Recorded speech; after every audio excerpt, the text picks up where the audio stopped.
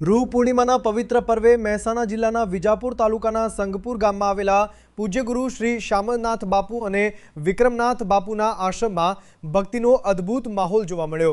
અરવલ્લીની પર્વતમાળાની ગોદમાં આવેલા આ પવિત્ર ધામે ગુજરાત સહિત વિવિધ વિસ્તારોમાંથી હજારો શ્રદ્ધાળુઓ દર્શન, સત્સંગ અને મહાપ્રસાદનો લાભ લેવા ઉમટી પડ્યા। વધુ વિગતો અમારા સંવાદદાતા પ્રવીણસિંહ ઠાકુર પાસેથી। મહેસાણા જિલ્લાના વિજાપુર તાલુકાના સંગપુર ગામે આવેલા ગુરુ શ્રી શ્યામનાથ બાપુ અને વિક્રમનાથ બાપુના આશ્રમ ખાતે ગુરુ પૂર્ણિમાનો પવિત્ર મહોત્સવ ભવ્ય રીતે ઉજવાયો હતો।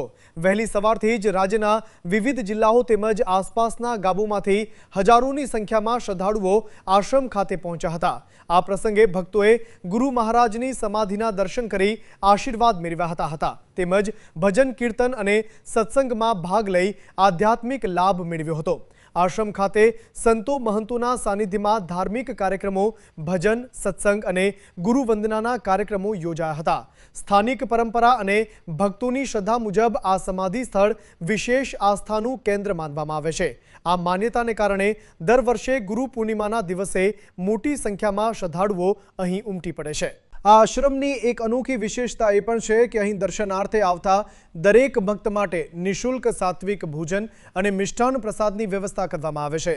આશ્રમના સેવાભાવી ટ્રસ્ટ દ્વારા વર્ષ દરમિયાન પણ દર્શનાર્થે આવતા ભક્તોને પ્રસાદની સુવિધા પૂરી પાડવામાં આવે છે।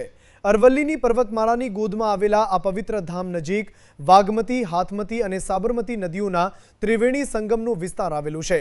કુદરતી સૌંદર્ય અને આધ્યાત્મિક વાતાવરણના કારણે આ સ્થળ વર્ષભર શ્રદ્ધાળુઓ માટે આસ્થાનું કેન્દ્ર બની રહે છે। રિપોર્ટિંગ પ્રવીણસિંહ ઠાકુર, પ્રકોપ ન્યૂઝ, વિજાપુર।